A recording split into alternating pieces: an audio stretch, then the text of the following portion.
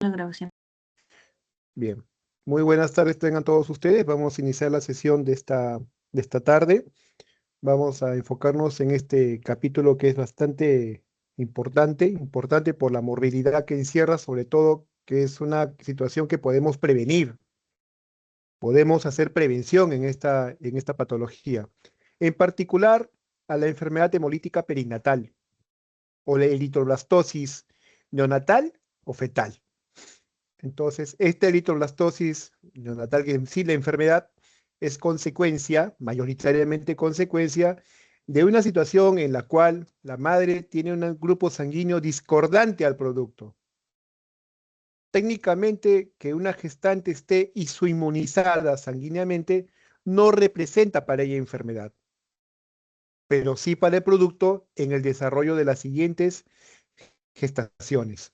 De eso vamos a tratar ahora. Así que isoinmunización RH conlleva entender los mecanismos que van a propiciar, todos pueden ser de alguna manera prevenibles, a la eritroblastosis que se puede dar en el feto, eritroblastosis fetal, o la eritroblastosis posterior al nacimiento, la neonatal. La mayoría de publicaciones los nombra así: eritroblastosis recién nacido, eritroblastosis fetal. Bueno, todo esto queda enmarcado en lo que es la eritroblastosis o enfermedad hemolítica perinatal. Bien, dicho esto, esta aclaración, vamos a pasar a asistencia, por lo que les voy a pedir encarecidamente, como respeto, que activen sus cámaras en los instantes que llamo yo la asistencia, ¿sí? Dicho esto, entonces, y el saludo respectivo con cada uno de ustedes. Empezamos entonces.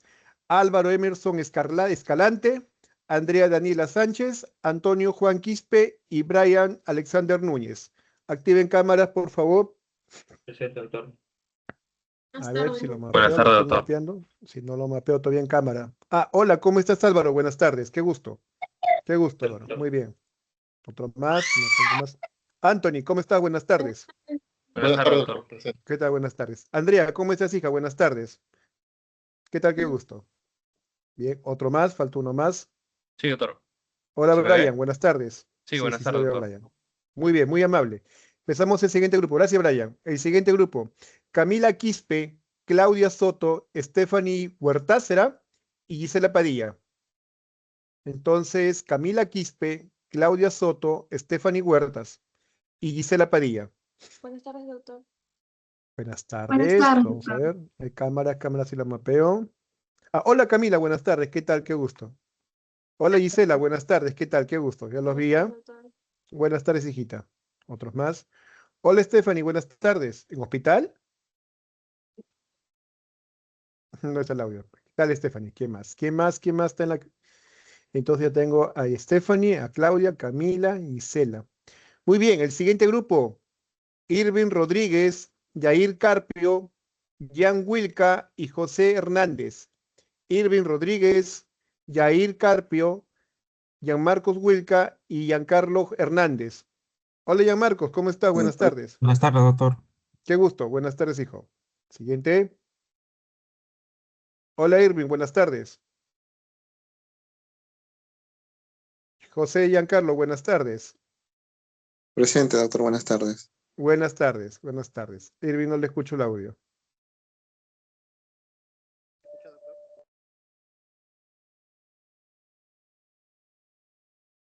¿Qué más tengo en lista? Hola, Yair, ¿cómo estás? Buenas tardes. Buenas tardes, doctor. Correcto, correcto, buenas tardes. Solo Irving, bueno.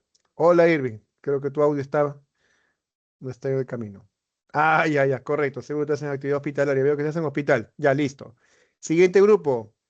Siguiente grupo: Kevin Quispe, Keila Cuya, Liz Cubas, Luz Quispe. Kevin Quispe, Keila Cuya, Liz Cubas y Luz Quispe. A ver. Hola, Liz, buenas tardes. Buenas tardes, doctor. Buenas tardes. Hola, Luz, buenas tardes. ¿Cómo estás? Buenas tardes, doctor. Correcto, gracias, jóvenes. A los otros dos. Doctor, ¿se Hola, me ve? Keila, buenas Estoy tardes. ¿Qué tal, Hola, Buenas tardes, Keila, doctor? doctor. ¿Me buenas Buenas tardes. escucha? tardes, doctor. Buenas tardes. A ver, buenas ¿a tardes, doctor. quién? ¿Se ve mi pantalla, doctor? No diré mi cámara. A ver, hola, Kevin, ¿cómo estás? Ya te veo ya. Sí, doctor. Ya. Ya, sin Doctor, ¿y a desesperarse, mí se contra me luz. ve? Cuya A palomino ver. se me ve. Cuya Palomino. A ver. Aquí, doctor. No se ve. Estoy con la cámara prendida. Sí, sí, sí, te pasé la voz, Carla. Sí, sí. Keila, Ujú. sí, qué Ah, gusto, ya. sí te Sí, veo. Qué doctor. gusto. Buenas Ya. tardes, hijita. ¿Qué tal? Buenas tardes. Bien, los siguientes, por favor.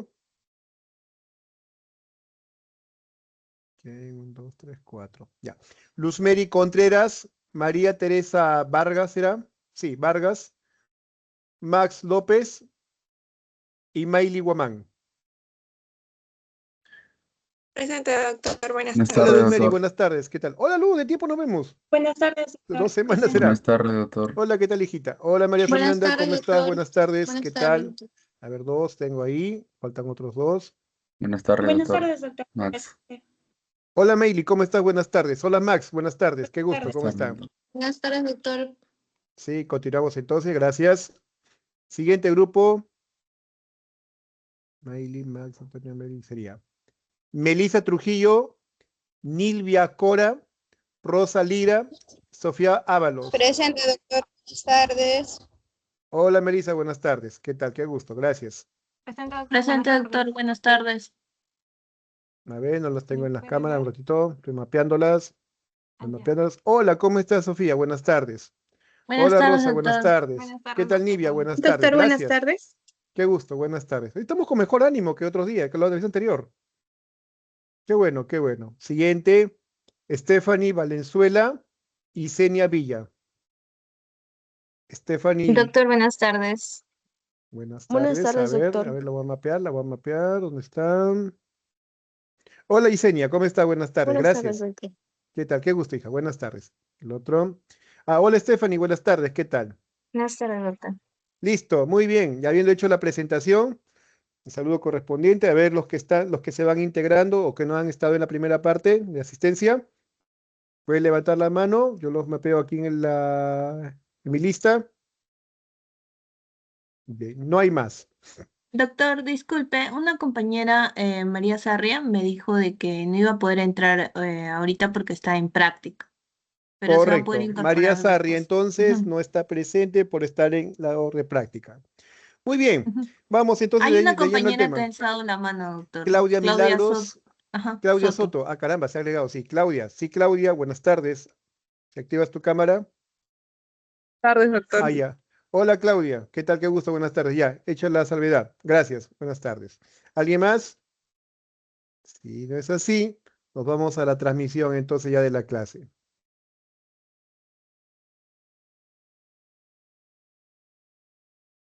¿Qué tal? ¿Se ve en la pantalla? Se ve, estoy compartiendo. Sí, doctor. Bien, nos vamos entonces de lleno al tema.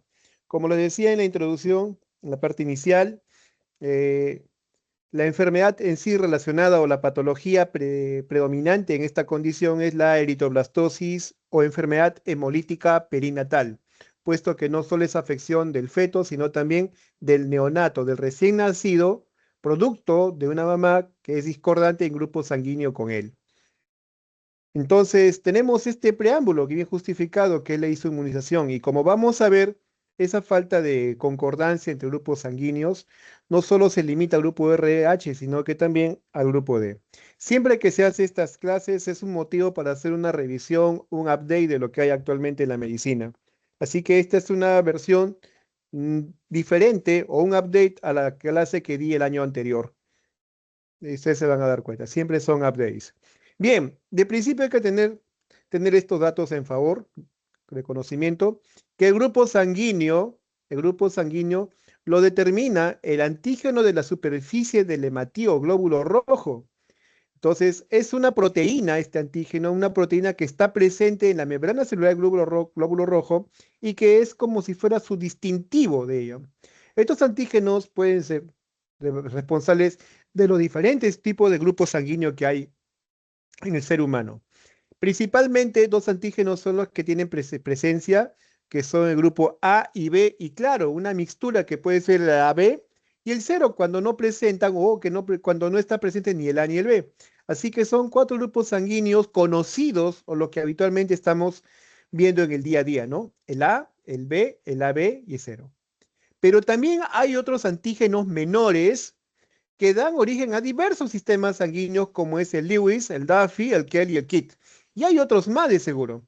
A estos antígenos que generan una respuesta y van a generar una respuesta a anticuerpos, se le llama anticuerpos irregulares. Por cierto,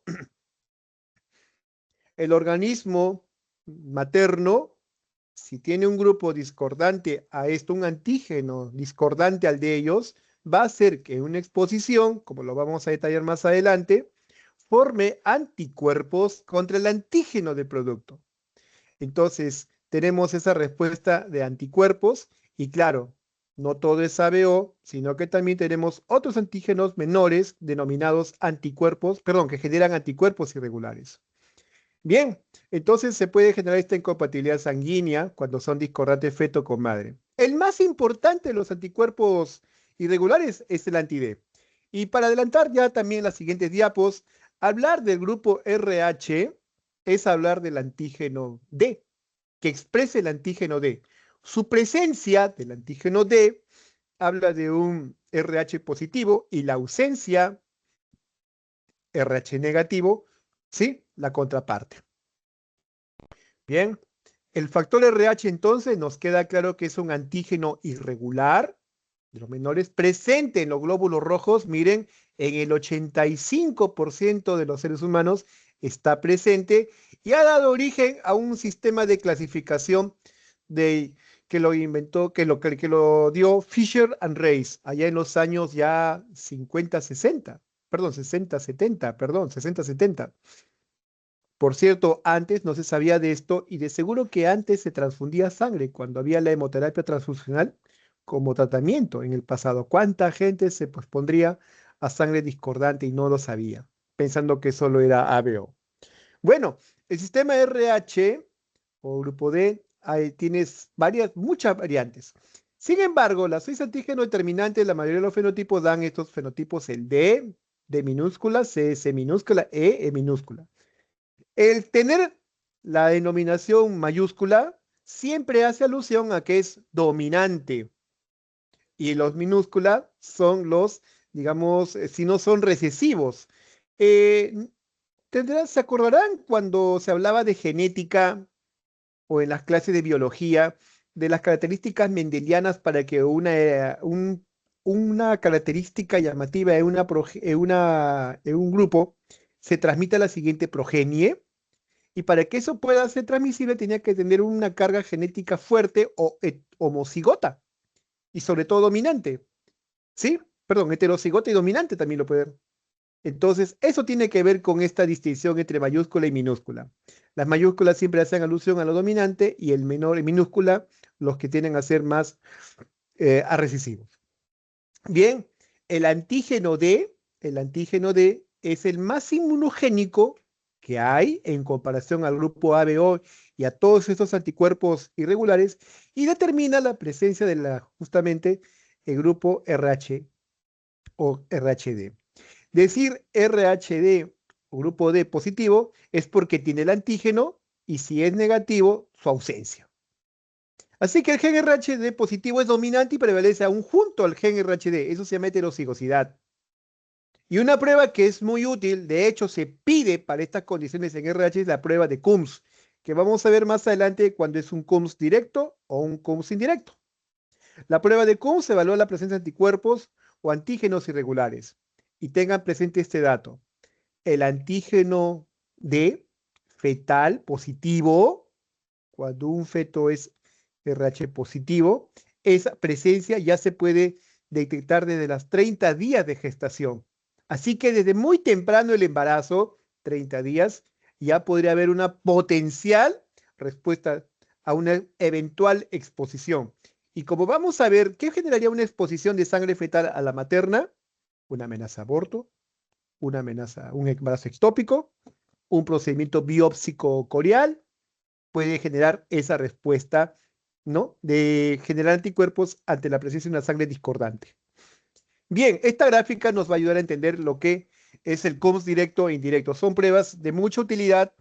En el caso del Coombs directo lo usamos en el feto, en el recién nacido, porque lo que buscamos es detectar los anticuerpos o complementos de esos anticuerpos maternos ya unidos al glóbulo rojo del recién nacido. Esta prueba es eminentemente neonatal, con feto nacido, para ver si tiene o no anticuerpos maternos que se han impregnado a la sangre fetal. Y claro, si se ha impregnado anticuerpos, porque de repente hay una anemia hemolítica autoinmune, una enfermedad hemolítica perinatal, o recibió transfusión sanguínea, que era lo más frecuente en el pasado. En el caso del CUMS indirecto, que es lo que pedimos en una gestante, investigamos si los anticuerpos maternos libres ya están en el suero materno. Sí, hay anticuerpos maternos libres que están en el suero materno. ¿Eso qué nos dice? Que ha habido exposición. Y claro, se puede ver en algunas veces en el primer embarazo, mucho mejor en el segundo, tercer, cuarto, quinto embarazo en adelante.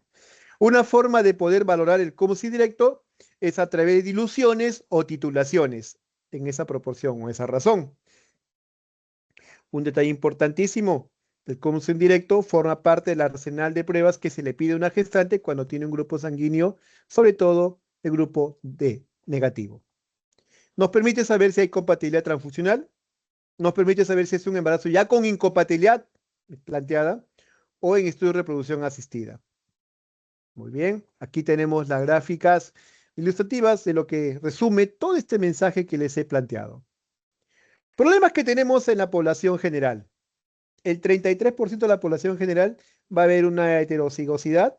Miren, una mamá RH positivo, pero heterocigoto, es decir, tiene un gen dominante y el otro alelo ahí, el otro gen recesivo, no se manifiesta, al igual que el esposo. Cuando se unan, la posibilidad de tener hijos con grupos sanguíneos diferentes son estas, mira, que tengo un hijo RH positivo homocigoto puro, o un RH positivo heterocigoto, o un RH negativo. Si se dan cuenta, la proporción es de 1 en 3, 33%, cuando ambos padres son heterocigotos para el RH positivo. Ahora, cuando los padres son RH positivo y negativo a la mamá, se entiende que ambos son puros, homocigotos, el producto siempre va a ser RH positivo heterocigoto, y esto de por sí ya puede despertar la inmunogenicidad al 100% en todas las madres. Mientras que cuando son heterocigotos, son 33%. Ahora, combinaciones. Si el papá es RH negativo, se entiende que es homocigoto, y la mamá es RH positiva, pero heterocigoto, la proporción de productos que puedan generar inmunogenicidad, es decir, que sea un producto RH positivo, es al 50%. Y si ambos son RH negativos, papá y mamá, entiéndase que para que sea RH negativo, este es homocigoto puro de recesivo, 0%. Entonces, se entenderá que cuando queremos hacer el estudio de si hay o no este riesgo de incompatibilidad, no solo basta con evaluar a la mamá antes de que se embarace, sino también saber el grupo sanguíneo paterno. Y eso nos puede dar mucha claridad en adelante. Bien, les hablaba de la enfermedad hemolítica perinatal. Vean en la esquina al monito Rhesus. En este monito se hizo los estudios del grupo sanguíneo donde se descubrió. Tenemos dos formas entonces, la fetal, la eritroblastosis fetal o enfermedad hemolítica fetal, la neonatal o del recién nacido o enfermedad hemolítica recién nacido, y todo esto es el espectro de la enfermedad hemolítica perinatal. Así lo van a encontrar en la mayoría de publicaciones o libros relacionados al tema. Esto no es un evento reciente. Ya Hipócrates, 44 a.C., ya describía la forma hidrópica o la hidropesia. En el comienzo del siglo pasado ya se hablaba de la eritroblastosis, un fenómeno patológico en el cual se producía destrucción masiva de los glóbulos rojos. Anticuerpos que destruían al glóbulo rojo y hacían que éste, además destruido, libere su hemoglobina. En los años 30, Diamond y colaboradores se percataron que la hidropesia, este estado de anasarca o edema fetal con la ictericia, producto de la bilirrubina que es de la hemoglobina que liberada al torrente sanguíneo se digería y se convertía en bilirrubina, ictericia y la anemia, son manifestaciones de la misma enfermedad y que la eritroblastosis es un rango común en todas ellas. Así que la eritroblastosis, hidropesia, ictericia, anemia. Seguimos avanzando en el tiempo, nos vamos hasta los años 40, donde Landsteiner y Weiner experimentaron en conejos y cobayos, inyectándole glóbulos rojos de monos Rhesus, el 85% aglutinaban a la raza blanca. Bueno, detalles. ¿Qué es el experimento de Landsteiner que permitió descubrir a este grupo sanguíneo inusual, irregular, y que tenía un gran impacto en la isoinmunización y por ende a la eritroblastosis fetal. La enfermedad hemolítica del recién nacido es de 1 por cada 1000 recién nacidos vivos. En estudios en México, una realidad más semejante a la nuestra, encontró que el 1% de la población y cerca de 3% de la población mestiza es RH negativo. Creo que en nuestro medio estamos sobre el 10% de la población es RH negativo. La isoinmunización puede ocurrir en el desarrollo del embarazo. Miren las posibilidades de 5 al 15% al momento del nacer, del 3 al 6% lo harán después de un aborto, y entre 2 a 5% después de una amniocentesis o aspiración de vellosidades coriónicas. O sea, son diversas situaciones como pueden ser procedimientos, primer trimestre, o el parto que pueden reflejar la transmisión, que puede terminar en la isoinmunización.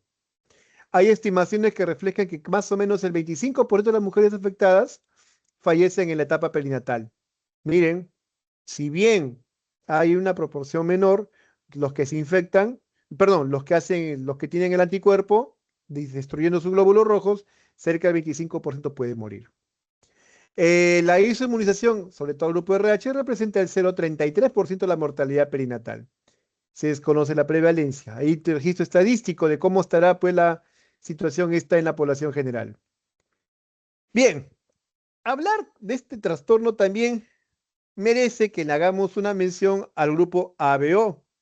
Sí, pues también hay isoinmunización al grupo ABO, pero en el proceso de isoinmunizarse, primero tenemos que entender la incompatibilidad, es decir, cuando una pareja es discordante para papá, mamá, o la mamá para con el feto. Así que los antígenos ABO están presentes en la mayoría de la población, 85%. La incompatibilidad materno-fetal es más frecuente en el grupo ABO que el RH. Pero felizmente, miren, solo un 5% de estas incompatibilidades pueden producir inmunización porque se produce mayormente por el IgM, este anticuerpo que pasa a placenta, por la que la afección es leve. Entonces, la incompatibilidad no solo se limita al grupo RH, sino al grupo ABO, y puede haber isoinmunización, pero en menor proporción. Pero hay un detalle particular con la incompatibilidad ABO, que puede dar como si fuera una reacción cruzada, una protección cruzada, para proteger de la isoinmunización RH, reduciendo el riesgo de 1,5 a 2%. Qué interesante.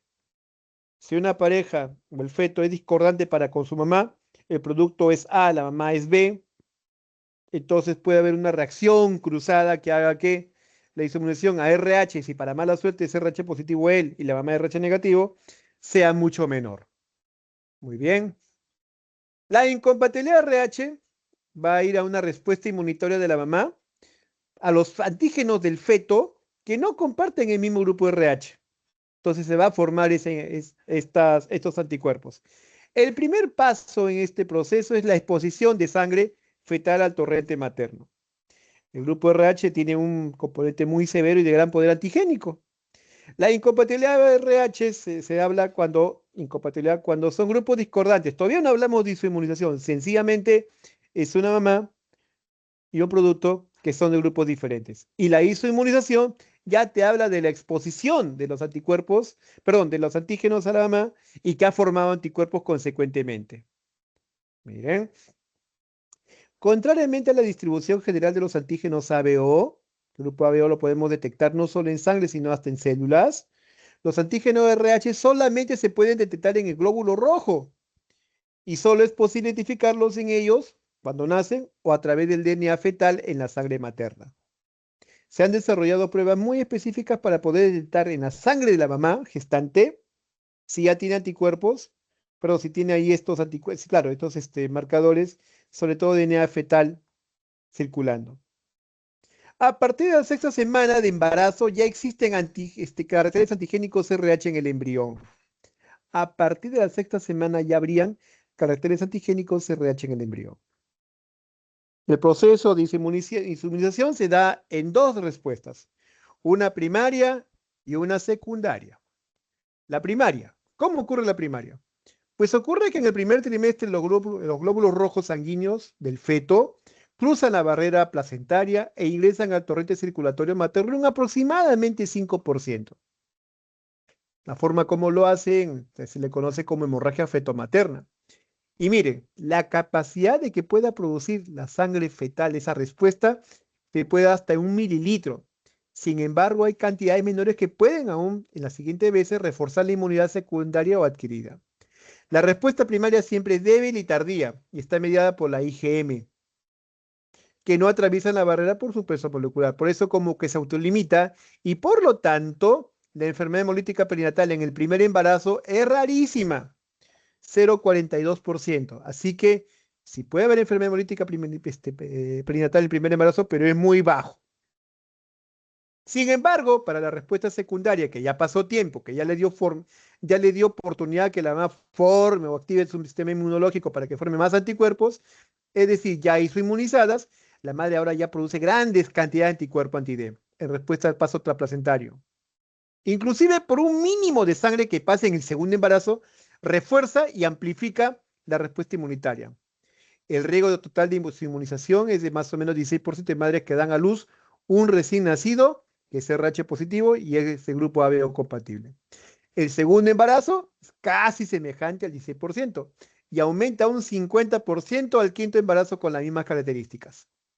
Esa es la proporción que puede ocurrir. Cada embarazo subsiguiente aumenta ese riesgo de incompatibilidad. 30% de las mamás RH negativos no desarrollan respuesta inmune primaria, independiente del volumen y la frecuencia de exposiciones de sangre fetal. Interesante. No todas hacen esa respuesta inmunogénica. Y eso tiene mucha lógica porque en los hospitales cuando tenemos pacientes que son RH negativo, ¿sí? Señora, ¿qué grupo sanguíneo es? RH negativo, por eso la mando. ¿Cuántos hijos tiene? 4. ¿Y los 4? Sí, fueron RH positivo también. ¿Y qué pasó? Aquí está la explicación, pues. Y seguro que también la prueba cruzada grupo ABO. La respuesta secundaria entonces se puede desencadenar con una dosis tan baja de 0,00 mililitros. 1 mililitro en un primer embarazo puede ya generar respuesta, pero en un segundo embarazo, como detonante y alentador, 0,05. El riesgo de inmunización se puede detectar a los 6 meses del parto de un recién nacido de RH positivo y ABO compatible de un 8 a 9%. Es el riesgo. Y casi el 8% de las mujeres se sensibiliza en forma indetectable en el primer embarazo. 8% de mujeres en un primer embarazo ya se están sensibilizando, pero de forma indetectable. Felizmente débil y tardía.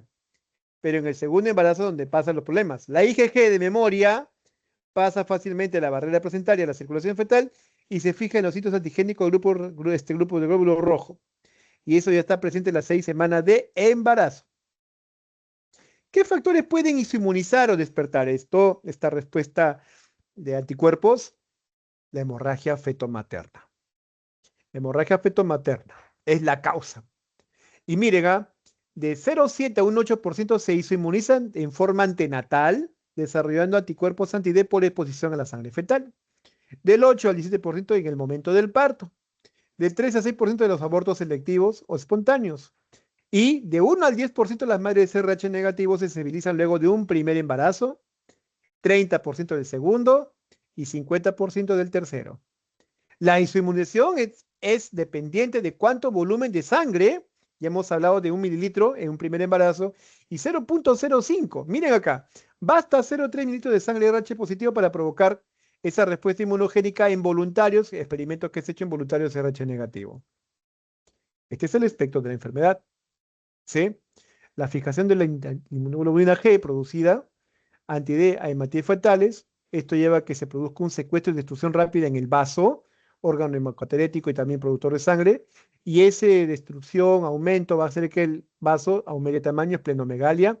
La destrucción de esos glóbulos rojos, porque solo tenían el antígeno RH, lleva anemia, y la presencia de la hemoglobina que se libera de esos glóbulos rojos destruidos va a llevar a la formación de bilirrubina, hiperbilirrubinemia. La hiperbilirrubinemia va a llevar ictericia severa. La ictericia, esta bilirrubina, produce intoxicación en el cerebro. A esto le llaman kernícterus. Y claro, hay hepatomegalia. Por otro lado, la anemia hace que el corazón, en un intento desesperado de tratar de compensar los requerimientos nutricionales, de oxígeno, hemoglobina, produzca más sangre, produzca más líquido, paradójicamente sin eso, y le lleva a una insuficiencia cardíaca fetal, a una inflamación corporal total, a un edema, a una sarca generalizado y a gran riesgo de muerte intrauterina.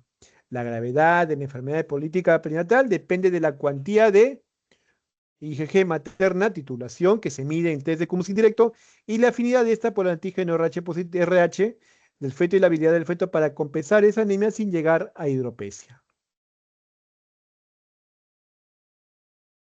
¿Cuál es el cuadro clínico? Ahora sí nos vamos a lo que es enfermedad hemolítica, a la enfermedad hemolítica perinatal. Pues esto ocurre porque los glóbulos rojos son destruidos, causado por una hemólisis extravascular que evoluciona anemia y hiperbilirubinemia. Hay anemia, destruido el glóbulo rojo, y se libera bilirrubina, hemoglobina que se convierte en bilirrubina, hiperbilirubinemia que además en el feto se produce eritroblastosis compensatoria. El feto, en un afán desesperado de compensar esa anemia, activa mecanismos de eritropoyetina para que puedan producir más sangre. La anemia hemolítica es el cuadro clínico más frecuente, 40-45% de los casos, y se manifiesta como una anemia fetal ligera y bilirrubinemia indirecta que no excede los 16 miligramos por decilitro. El feto o recién nacido, que nace, hace una ictericia bárbara, 25-30%, siempre la anemia severa con hiperbilirubinemia, que ocasiona ictericia, y esa bilirrubina va a producir kernícterus, por fijación de bilirrubina y ácidos biliares en los núcleos cerebrales. Esto es tóxico. Esto definitivamente es malo. La hidropesia es el estado de edema generalizado o anasarca, consecuencia de la insuficiencia cardíaca congestiva. Es lo más grave y, claro, menos habitual. Lo describen como el feto o recién nacido en Buda, del aspecto de Buda. Y, claro, los órganos productores de sangre y también hemocataléticos se ven afectados por estos anticuerpos, habiendo de tal manera una hepatoesplenomegalia, donde hay una palidez extrema, púrpuras, equimosis, hipoproteinemia, trastorno de coagulación, acidosis hipóxica. Definitivamente el pronóstico es grave y los fallecimientos ocurren en las primeras horas de nacimiento. Esto es una explicación muy interesante, mas no total, de cómo podríamos actuar. Ya hemos quedado claro que si hacemos el de determinación sanguínea de la mamá y el papá, estamos en buen camino. Si ambos son negativos, mamá, papá negativos, no pasa nada. Chévere. Pero basta con que el papá sea diferente, hay que hacerle un estudio de cúmulo indirecto a la madre en el primer embarazo. Si el cúmulo es positivo, significa que ella ya está inmunizada, ya está sensibilizada. Y si el cúmulo es negativo, ella tendrá que recibir la inmunoglobulina anti-D, una proteína, un anticuerpo, que va a frenar el desarrollo, el avance de más producción de anticuerpos. Y eso se da entre la semana 28 a 32. Se produce el parto, y si el producto, el recién nacido, es RH negativo, excelente. El riesgo de que haya producción de anticuerpos es menor.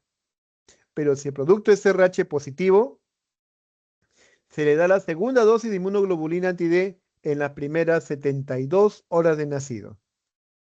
Bien, pongo a consideración esta revisión que se hizo en el 2021. Me tomó el trabajo de leerlo porque es una guía de manejo obstétrico recién nacido. Vamos a lo que es este manejo, el abordaje obstétrico. Esta es la tasa de sensibilización que puede haber según diversas situaciones clínicas. Esto es un resumen, tanto en Latinoamérica como en el extranjero. Ya en el posparto, un ABO compatible, el riesgo de que sensibilice en RH negativo, 8%, ya lo hemos mencionado. Detectable en el próximo embarazo, 8%. El posparto, pero cuando es un grupo ABO incompatible, porque puede haber respuesta cruzada, eso es menor. Ya les dije que cuando es grupo sanguíneo ABO, ABO positivo incompatible, eso le da una protección si en el caso quisiera, pues, para RH. Igual, vemos ahí la proporción. Miren esto, biopsias visuales coriales hasta el 50% en este estudio, en su revisión. La respuesta primaria puede ocurrir con 1 mililitro hasta un 15%, con 10 mililitros hasta un 35%, y 50 mililitros hasta 250 mililitros, un cuarto de litro de sangre, hasta 66% de sensibilización. Estas son las situaciones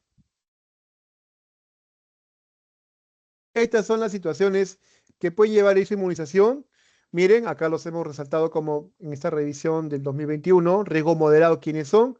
Aquí está básicamente hemorragia en la primera mitad del embarazo, el aborto o la amenaza, ¿sí? O la interrupción voluntaria del embarazo, el embarazo molar, el ectópico, intervenciones como cordocentesis, amniocentesis, reducción embrionaria o traumatismo abdominal, son de un riesgo moderado y las recomendaciones es, si no existe un límite inferior para prevenir, hay que darle, o sea, si es 8, 9, 10 semanas, inmunoglobulina anti-D 120 microgramos intramuscular o intravenoso.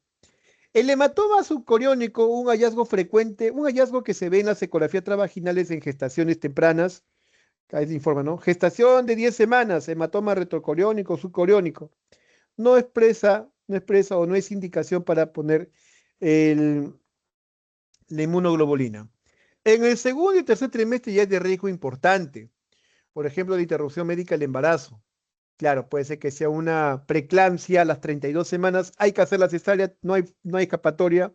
Un aborto tardío a las 19 semanas, hemorragia segunda mitad del embarazo, placenta previa, DPP, óbito fetal, versión cefálica externa, todas estas condiciones, hacer ya un útero, un volumen mayor, exige que nosotros consideremos la administración de inmunoglobulina anti-D en esas especificaciones que plantea esta revisión. El diagnóstico de la anemia fetal, ¿no? Sabemos que la expresión más grave de la eritroblastosis va a ser la hidropesia, la citis, todo este daño terrible. Se puede ver también la anemia, pero para eso tenemos que tener en cuenta los parámetros para decir cuándo es anemia leve, moderada y severa. Y esto se hace pues, ¿no? En la determinación de la hemoglobina. Vamos a ver. ¿Y qué condiciones pueden llevar a que, a que un feto o neonato haga enfermedad hemolítica prenatal? Madre que desarrolla una respuesta inmune contra antígeno del glóbulo rojo fetal, anticuerpo materno que sea capaz de atravesar la barrera placentaria, anticuerpo materno que sea específico del antígeno fetal, glóbulo rojo fetal que posee el antígeno, anticuerpo materno con gamma globulina que se une al antígeno del glóbulo rojo fetal y puede provocar su aglutinación y posterior hemólisis. Miren esta tablita, este cuadro, vale la pena. Estaba componiendo en la madrugada, porque también esos temas me quedan a mí para poder hacer práctica clínica en el hospital. Mucha esa información pues no es muy útil para toma de decisiones. Miren, la enfermedad hemolítica rango leve, no es que me adelante al curso de neonatología, de por sí esto lo trata pues no el neonatólogo, el pediatra, pero tengo que darle un vistazo, un panorama para poder entender mis intervenciones. Miren, una enfermedad hemolítica perinatal leve, los recién nacidos son sanos al 100%, no pasa nada. La incidencia de 45 a 50% ya es lo que podemos encontrar. Bilirrubina indirecta en esos rangos, ausencia de anemia, no requiere tratamiento. Mientras que la enfermedad hemolítica moderada, y ya les dije que eso está en función a los rangos de hemoglobina fetal leve, moderada, severa, ¿sí? Estos no desarrollan hidrops, y si lo hacen es en forma leve, hacen una anemia moderada, y te llevan ictericia, el 25 a 30% hacen la enfermedad hemolítica prenatal, y acá ya hay que iniciar las medidas terapéuticas. Hemotransfusión, ¿sí? O cordocentesis, ya hay que iniciar tratamiento ya con esta condición moderada. Y severa es cuando del 30%, ya casi al 30%, desarrollan enfermedad hemolítica prenatal, la forma más grave, y hay que ponernos que es más frecuente, es mayor antes de las 34 semanas, 34 semanas, para es más frecuente su presencia de esta entidad. Bien, la anemia fetal entonces plantea un reto, ¿no? Diagnosticarla. En el pasado se usaba el test de Lillet, ya no lo he puesto esa acá porque es cosa del pasado, el test de Lillet ya no se hace actualmente. Consistía en hacer una amniocentesis, extraer líquido amniótico y llevarlo a un laboratorio para que él haga espectrofotometría y con una serie de rangos o valores laboratoriales especialmente concebidos para este propósito, se hacía la determinación del riesgo de anemia. Hoy no. Esto ya es es medicina a base de evidencias. La determinación de la velocidad de flujo sanguíneo sistólico fetal de la arteria cerebral media tiene una muy buena correlación con la determinación, con la aparición de anemia fetal. Miren, sensibilidad de 86%, especificidad de 71% y falso positivo muy bajo, 29%. Hoy por hoy es la prueba de elección para hacer control y seguimiento de pacientes inmunizadas catalogada con riesgo de enfermedad hemolítica perinatal. Hasta disminuye el riesgo de intervenciones y procedimientos innecesarios. la forma de cómo actuar o tomar conducta basada en la flujometría Doppler, ha planteado pues flujoramas, clasificando pues al bajo riesgo, alto riesgo, al feto que está comprometido. Y esta ecografía Doppler es un procedimiento no invasivo, requiere un entrenamiento, sí, no es tan exquisito, pero hay que haber entrenamiento y se puede hacer de manera pues periódica en el establecimiento. Además, que podemos acompañarlo pues con otra prueba como el COMS. Ahí está la ecografía Doppler y el seguimiento que se puede hacer en el tiempo y su correlación con las curvas para poder hacer su interpretación. Esto ya es muy técnico, escapa al propósito de esta sesión. Yéndonos a procedimientos no solo diagnósticos, ¿no? Por ejemplo, la cordocentesis, donde tú puedes por guía ecográfica extraer sangre fetal y poder saber realmente si está en qué rango de anemia y hacer intervenciones incluso, ¿ah? Porque se puede hacer esta transfusión sanguínea. Definitivamente es un procedimiento ya invasivo. El abordaje inmunohematológico. Hay que hacer estudios diagnósticos de inmunización materna. Hay diversas pruebas como la prueba globular en globo, o la prueba de globo, del tubo, y la prueba de microtécnica en gel. Siempre hay que tener eso en consideración. Esto escapa al propósito de esta sesión. Hay que hacer estudios diagnósticos en el recién nacido básicos, saber si el recién nacido es positivo o negativo. Hay que hacerle el fenotipo. Hay que hacerle el CUMUS directo para determinación de los anticuerpos involucrados si se han pegado a su sangre fetal. ¿Sí? Y claro, puede ser pues también posible la administración de inmunoglobulina D materna a dosis indicada. El abordaje neonatal. Es importante identificar los embarazos de riesgo para prever las complicaciones. Se puede prever las complicaciones en la medida que nosotros actuemos tempranamente. El abordaje es multidisciplinario, no solo es un tema del ginecobstetra, también interviene, si no es el perinatólogo, el neonatólogo, el hematólogo. La exhaustiva evaluación neonatal multidisciplinaria cuando nace, y una intervención que siempre va a tener valor en toda la población que tiene riesgo de prematuridad es la corticoterapia antenatal.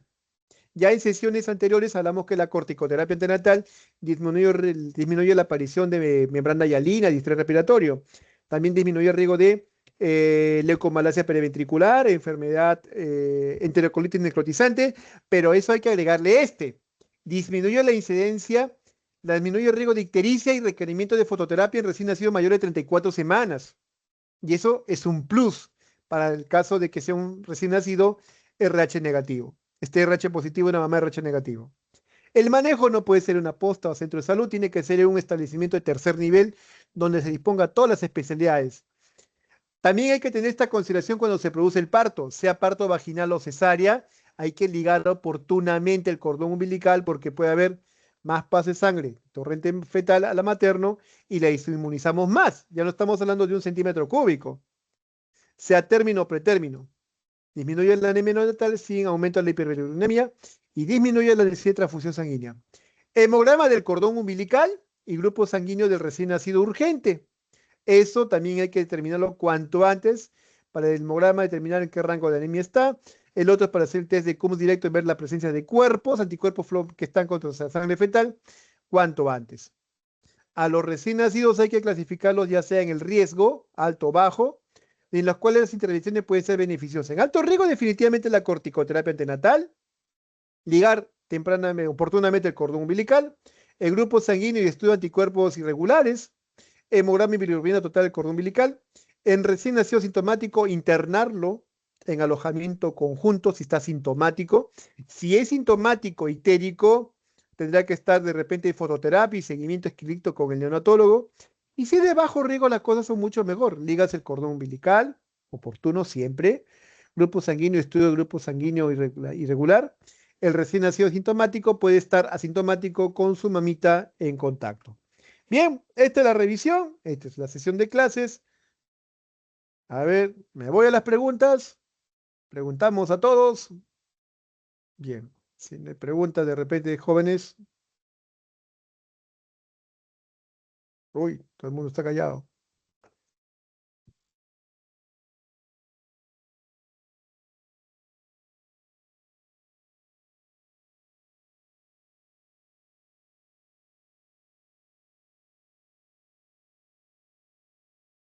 Bien, jóvenes. Si no hay preguntas, Damos por finalizada la sesión. Delegada, delegado. Doctor, sí. Damos por finalizada la sesión. Sábado por la Está tarde. bien, doctor. ¿No Está hay bien, preguntas? doctor. Muchas gracias.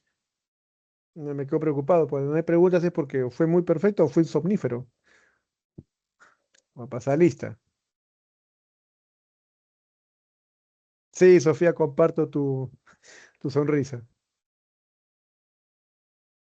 Bien, bien, jóvenes, que tengan una bonita tarde, fin de semana. Muchas gracias, doctor. Igualmente. Buenas Buen fin tardes. de semana. Gracias, doctor. Muchas Ah, gracias, gracias, doctor. gracias, Buen gracias. fin de Gracias, semana. doctor. Hasta luego. De igual manera, nos vemos a pensar en ginecología, soñar ginecología, dormir con ginecología. Vemos, chicos.